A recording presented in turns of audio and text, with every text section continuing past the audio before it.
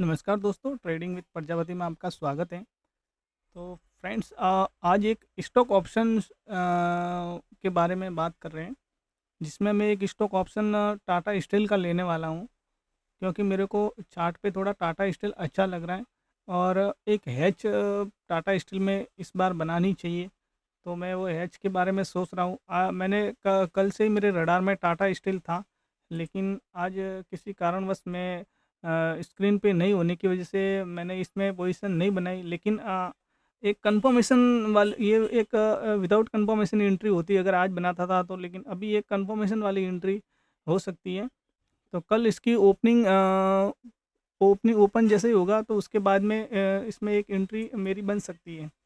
तो उसमें मैं अभी सोच रहा हूँ कि किस तरह से इसमें एक हैच पोजीशन बनेगी। तो सबसे पहले अपन बात करेंगे टाटा स्टील की। तो टाटा स्टील का ये पहले मंथली चार्ट लगा देते हैं, तो उसमें अपन समझेंगे कि क्या है इसकी पोजीशन।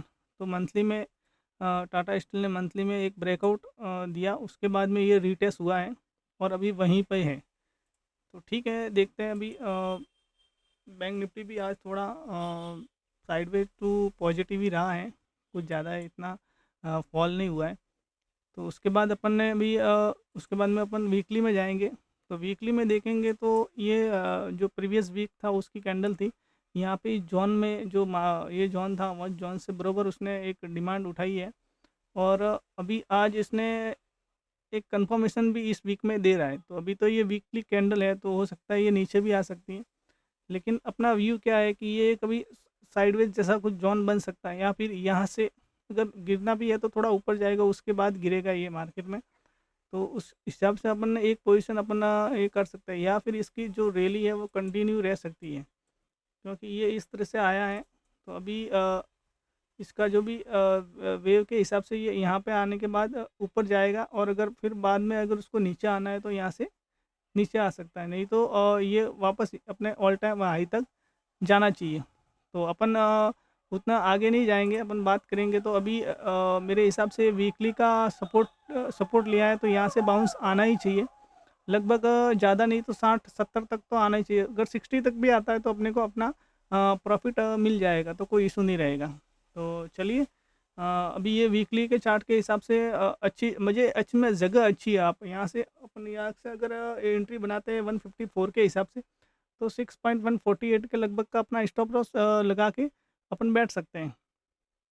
हाँ, तो उसके बाद में अपन आएंगे दिल्ली में। तो दिल्ली में अभी कंटिन्यू नीचे आने के बाद में ये एक जॉन पे जाके इसने आज क्लोजिंग दी है। तो देख रहे वॉल्यूम तो इतना कुछ स्पाइक हुआ नहीं है, लेकिन हो सकता है कल के ट्रेडिंग सेशन अगर अच्छा रहता है तो ये ऊपर जाने की कोशिश करेगा। तो उसमें ये देखिए यहाँ पे, तो अभी इसमें अपन एक सोच रहे हैं कि ज़्यादा बुलिश नहीं रहेंगे, क्योंकि इसमें कल ये वॉल्यूम था, आज थोड़ा वॉल्यूम इंक्रीज हुआ है। तो हो सकता है नेक्स्ट सेशन में जो भी डे रहेगा उसमें वॉल्यूम इंक्रीज हो सकता है। अभी ये हावरली चार्ट है, तो हावरली चार्ट के हिसाब से भी प्राइस में कुछ ज़्यादा अभी तक ऐसा बुलिशनेस नहीं है। लेकिन ये एक स्ट्रॉन्ग सपोर्ट हो सकता है, तो उससे नीचे नहीं जाएगा। तो उसके लिए अपने को हैच बाय करना है, हैचेस बनाएंगे। तो चलिए ऑप्स्ट्रा में, तो अभी नीचे अपन यहाँ तक सेफ रहेंगे। तो ऑप्स्ट्रा में मैं दो दो तरह की हैच बताता हूँ आपको, जिसमें कोई रिस्क फ्री रहेगी और थोड़ी कोई रिस्क वाली भी रहेगी। तो चलो, 155 में अगर कल जाता है टाटा स्टील 155 के लेवल पे, तो एट द मनी 155 का एक कॉल बाय करेंगे अपन। एक मिनट, यहाँ से मैं एक कर लेता हूँ, एक लॉट 155 का एक लॉट बाय करेंगे। और उसके अगेंस्ट में 160 का, अगर आप लॉस नहीं लेना चाहते तो 160 के दो लॉट को सेल कर देना है। ये नीचे अपना लॉस रहेगा 1300 रुपये, मैक्सिमम लॉस नीचे की तरफ अगर आ जाता है तो 1300 रुपये का रहेगा, और ऊपर की ओर जाएगा तो अपना प्रॉफिट अपने को दे के जाएगा। प्रॉफिट अपने को अपने रिस्क टू रिवार्ड के हिसाब से बुक करना है। और ये टाटा स्टील है, तो ये स्टॉक ऐसा है कि एकदम ये 5-5 रुपये नहीं चलता, बहुत ही स्लो इसका चार्ट है, बहुत स्लो चलता है ये। पूरे मंथ में अगर मैं आपको कैंडल बताऊंगा तो पूरे मंथ में ये लगभग अगर अच्छी रैली आई तो ठीक है, नहीं तो ये देखो 56 से 64 लगभग 8 8 रुपये एक महीने में चला है। तो ऐसा महीने में 8 10 रुपये ही चलता है, इससे ज़्यादा नहीं चलता। तो अपने को तो अभी आधा महीना ही रहा है, यानी 15 दिन है इस एक्सपायरी को। 10 दिन ही है, 15 दिन भी नहीं। 10 दिन में छः ट्रेडिंग सेशन ही मिलने वाले, तो उसमें लगभग ये 5 से 6 रुपये चल सकता है, उससे आगे नहीं चलेगा। तो देखिए अपने 60 के हिसाब से 5 से 6 रुपये है। तो अभी यहाँ पे है 54, अगर 60 भी आ जाता है तो अपने को अच्छा प्रॉफिट ऊपर की ओर जाता है। तो 60 रुपीज़ तक भी, 6 रुपये भी ऊपर जाता है यहाँ से। तो 62 तक भी आएगा तो अपने को अच्छा प्रॉफिट 12 13 हज़ार रुपये, क्योंकि ये आज बता रहा है। अगर धीरे धीरे आएगा तो अपने को यहाँ पे प्रॉफिट दे देगा। अगर एक दिन अच्छा मूव भी आता है तो दूसरे दिन इसमें सेलिंग आता है। ये स्टॉक ऐसा है कि वन वे नहीं जाता, वन वे बहुत ही कम जाता है एक दिन, क्योंकि बहुत ही इसका लॉट साइज बड़ा है। तो एक दिन अगर बड़ी कैंडल 2 2 रुपये 3 रुपये चला ना, तो दूसरे दिन ये वापस गिर जाता है। ये देखिए, जब भी ये स्टॉक चला है वापस गिरता है।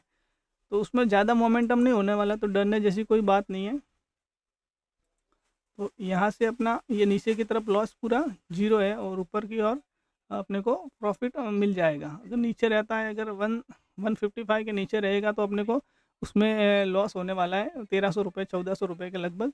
नहीं तो ऊपर जाएगा तो अपना 6000 7000 8000 10,000 एक्सपायरी जैसे जैसे नियर आएगी इसमें डीके लगेगा, और ये जीरो प्रीमियम जीरो होता जाएगा। तो उसमें अपने को प्रॉफिट होगा। अगर आप और थोड़ा रिस्क बढ़ाना चाहते हैं ना, अगर रिस्क बढ़ाना चाहते हैं तो ये वाला जो प्रीमियम है उसको आप 162 के ऊपर लेके जाएंगे तो आपका यहाँ पे नीचे की ओर रिस्क बढ़ जाएगा 5,000 रुपये का, लेकिन इधर पर आपका प्रॉफिट और भी बढ़ जाएगा। प्रॉफिट का सिनेरियो अभी और बढ़ सकता है। तो ये है, जैसे आपका रिस्क बढ़ेगा वैसे आपका प्रॉफिट भी बढ़ेगा। और अगर आपको इसमें और इसमें मार्जिन लगभग लगने वाला है, ₹1,00,000 के लगभग मार्जिन लगेगा। ₹1,00,000 से ऊपर ही लगेगा, 1,50,000 या 30,000 लगभग लगेगा। और एक्स्ट्रा थोड़ा कोई रिस्क ले सकता है। मैं इसमें ये बताता, मैं वैसे ये लेता नहीं हूँ, क्योंकि ये बहुत रिस्की है। क्योंकि एक तो ये स्टॉक चलता बहुत धीमा है, और अगर अपन ऐसी कोई ट्रेड लेते हैं 1:1 वाली, तो उसमें लॉस होने की संभावना पूरी रहती है। अगर मोमेंटम नहीं आया तो 100% अपने को थोड़ा बहुत लॉस उठाना पड़ सकता है। तो उसमें क्या करेंगे, 155 का एक लॉट बाय करने वाले और 160 का एक लॉट सेल करने वाले। 1:1 है, वजह दोनों एक एक बाय सेल है। उसमें अपन ने 2 सेल किए थे ये वाले। तो उसमें क्या होगा कि लगभग ₹1.25 का लॉस है अपना। ₹1.25 का लॉस, यानी आप जितना इसका 4,000 का या कुछ तो इसका लॉट साइज है, तो उस हिसाब से ₹6,000 या ₹5,000 का लॉस। ये देखिए यहाँ पे ₹7,000 का लॉस अपने को देखने को मिल सकता है, अगर एक्सपायरी अपने ₹156 के नीचे हुई तो। एक्सपायरी को ये होएगा, आज कल में नहीं होएगा। कल के लिए अगर देखना है कि एक ही कल सेशन में अपने को मालूम पड़ जाएगा कि मार्केट में 2-3 दिन में देख लेंगे कि 2-3 दिन में ये मार्केट अपन समझ लेते हैं कि फ्राइडे तक अपन वेट कर सकते हैं कि क्या हो सकता है। तो फ्राइडे तक अगर ये अपने नहीं जाता है तो भी 3-4 हज़ार तक का लॉस हो सकता है। 3,000, क्योंकि ये सेफ़ है। अगर 3-4 दिन अपन वेट करेंगे कि हाँ आज अगर ब्रेकआउट नहीं आया और इसके ऊपर नहीं जा रहा है तो अपन निकल सकते हैं, तो ₹3,000 लॉस लेके निकलना पड़ेगा। नहीं तो अगर अगर गया तो आपको यहाँ पे अच्छा प्रॉफिट देखने को मिल सकता है। लेकिन ये थोड़ा रिस्की है, जो रिस्क उठा सकते हैं उनके उनके हिसाब से ये स्ट्रेटजी आप ट्राई कर सकते हैं। तो ये आप नेकेड बाई करते हो उससे अच्छा है, उससे सेफ है, ये सेफ साइड है। अगर मैं इसमें कुछ भी अगर कैरी इसको अगर कैरी फॉरवर्ड भी अपन लेके जाते हैं तो मेन इसका फ़ायदा ये है कि उसमें लॉस होने की संभावना कम है, क्योंकि आपका कितना भी गैप डाउन हो जाए तो उसमें आपको 6,800 से ऊपर आपको लॉस नहीं होगा। और अगर इसको अगर आप थोड़ा ये लॉस और कम करना चाहते हैं तो उसमें एक स्ट्रेटजी और है। उसमें आप एक 165 का एक लॉट और सेल कर दीजिए, जिससे कि आपका लॉस कम हो जाएगा। और यहाँ पे आपका ब्रेक इवन 156 के नीचे आपको 4,000 का लॉस होगा, और ऊपर की ओर ये मैक्सिमम लॉस है, 4,400 मैक्सिमम लॉस है आपको। अगर कल का कल मार्केट यहाँ आएगा तो आपको ₹1,000 के ऊपर लॉस, 1,000 1500 से नीचे लॉस नहीं देने वाला। और अगर एक्सपायरी के दिन यहाँ पे 4400 का मैक्सिमम लॉस है और आपको ऊपर की ओर 20,000, 22,000, 23,000 तक का आपको मैक्सिमम प्रॉफिट यहाँ पे दिखाई दे सकता है। तो ये भी एक बेस्ट स्ट्रेटजी है, उसमें भी आपने को मज़े इसका मेन चीज़ ये है कि इसमें आपका लॉस कम हो जाएगा। लॉस बिल्कुल एक सीमित लॉस है, नहीं तो ऑप्शन 4,000 का लॉट है, ₹1 नीचे गिरते ही आपका 4,000 रुपये वैसे ही लॉस। 4,000 5,000 का अगर 5,000 का लॉट है इसका, तो जैसे ही 1 पॉइंट नीचे गिरेगा मार्केट, आपका 100% 4,000 का लॉस आ जाएगा। तो उससे ये अच्छा है, सेफ़ है, एक्सपायरी तक होल्ड कर सकते हैं। मैक्सिमम लॉस आप डिसाइड करके चलो। इस पोजीशन में ये होगा कि 1-2 बार आपका स्टॉप लॉस भी गया तो 4,000 है, जब आएगा अगर 2 ट्रेड 3 ट्रेड भी आपकी लॉस होती है, लूज़ होती है, और एक ट्रेड भी अपना आपके फेवर में चलती है, अगर आप टेक्निकल एनालिसिस ठीक से करते हैं, चार्ट को ठीक से रीड करते हैं, उसके बाद ये हैच बनाते हैं, तो अगर आपकी समझते हैं कि अगर 3 ट्रेड गलत गई, रॉन्ग गई, 3 ट्रेड में आपका लॉस कितना हुआ, लगभग 4,000 यानी 12,000 का 3 ट्रेड में लॉस हो गया। और चौथी ट्रेड अगर आपकी फेवर में जाती है तो उसमें लग आराम से आपको ये देखिए 20 का पकड़ ले तो 20,000 रुपये, 23,000 है, 20,000 का प्रॉफिट पकड़ लें तो भी आप 8,000 रुपये प्रॉफिट में रहेंगे। तो इस तरह से हर महीने अगर आप 3-4 ट्रेड बनाते हैं, देखो कैपिटल रोकना पड़ेगा, बिना कैपिटल रोके कुछ होता नहीं है।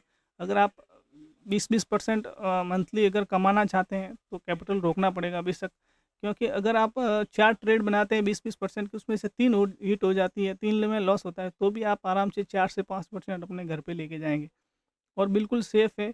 थोड़ा स्टॉक एनालिसिस करने के बाद क्या होगा, या तो ऊपर जाएगा स्टॉक या नीचे जाएगा या फिर अपने रेंज में आएगा, तो वहाँ पे प्रॉफिट होने वाला ही है। तो इस तरह से ये हैच है। तो उसमें और भी एडजस्टमेंट भी होती है, लेकिन इतना कोई झंझट करने की ज़रूरत नहीं है, कोई एडजस्टमेंट मत करो, क्योंकि एक दिन स्टॉक ऊपर जाता है, दूसरे दिन वहीं पे आता है, फिर अपने को लगता है नहीं, इस एडजस्टमेंट नहीं की होती तो अच्छी होती। मैं सबसे अच्छा ये समझता हूँ कि सीमित लॉस के साथ नो एडजस्टमेंट वाली ट्रेड डालो, एकदम दिमाग हेडेक फ्री रहता है, कुछ टेंशन नहीं रहता। ऐसा भी नहीं होता कि एडजस्टमेंट होती है, कभी कभी क्या होता है अपन एडजस्टमेंट करते हैं और उसके बाद में वो ट्रेड अपनी फेवर में चली जाती है, फिर अपने को ये होता है नहीं नहीं उस समय एडजस्टमेंट नहीं करी थी तो अभी मेरा इतना प्रॉफिट हो जाता, तो और अपना सिनेरियो ख़राब होता है। तो इससे अच्छा है कि आप फिक्स लॉस के साथ बैठे रहो बस। क्या 4,000 का लॉस है और अपना स्पॉट में स्टॉप लॉस रोको कि हाँ इससे नीचे जगह, जैसे भी मैंने टाटा स्टील लिया है, अगर कल का कल मैं स्टॉप, जैसे मैंने मेरे को एंट्री मिल गई, मेरे को एंट्री हुई, उसके बाद में कुछ हुआ और ये अपने प्राइस एक्शन ख़राब किया और नीचे आया, तो मेरा स्टॉप लॉस 148 का है। तो कल का कल ही अगर 148 काट देता तो कल का कल मेरे को इतना लॉस नहीं होगा जितना इसमें इसमें दिखा रहा है, जितना इसमें दिखा रहा है उतना 4,000 का कल लॉस नहीं होगा। कल का कल अगर 48 अगर काटता ही है तो मेरे को 2-3 हज़ार लॉस होगा, तो मैं वहाँ पे बुक कर दूंगा। तो उसमें भी अपना जो अपन सोच रहे हैं उससे कम ही लॉस होने वाला है, ज़्यादा नहीं होगा। तो स्टॉप लॉस चार्ट के हिसाब से देख के रखना है, अलर्ट लगा के रखना है, अगर वो ख़राब होता है तो अपन एग्जिट और फिर नया स्टॉक में घुसेंगे। तो इस तरह से अपनी एच बनाए रखे, हो सकता है उसमें कैपिटल अच्छा ज़्यादा लगता है, लेकिन कैपिटल तो उसमें लगाना ही पड़ेगा, बाकी कोई ऑप्शन नहीं है। बैंक निफ्टी में अगर बाइंग सेलिंग में तो वैसे बाइंग करेंगे तो 2-3 हज़ार रुपये में होती है, लेकिन वो 100% आपका धीरे धीरे लॉस ही होने वाला है। तो ये स्टॉक के बारे में थी। स्टॉक ऑप्शन कौन सा भी करे तो हमेशा ध्यान रखें, लिक्विडिटी बिल्कुल होनी ज़रूरी है। बहुत सारे स्टॉक में लिक्विडिटी स्ट्राइक प्राइस में नहीं होती है। स्टॉक ऑप्शन लेने से पहले आप लिक्विडिटी ज़रूर चेक करें। आस्क बीड में ज़्यादा गैप नहीं होना चाहिए। आस्क बीड एकदम कंप्लीट, जितने में बेचने वाला है उतने में खरीदने वाला होना चाहिए। 5-10 पैसे का फ़र्क ठीक है चलेगा, 1-1 रुपये 50-50 रुपये का फ़र्क नहीं होना चाहिए, क्योंकि ये बड़े लॉट साइज़ है, उसमें 10-20 पैसा भी बहुत आपका ये लॉस करवा सकता है। तो वो हमेशा ध्यान रखें। तो ये स्टॉक ऑप्शन में यही है कि बहुत सारे स्टॉक में लिक्विडिटी नहीं होती।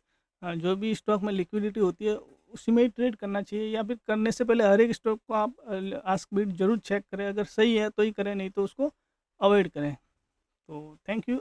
आज स्टॉक में बारे में बताना था।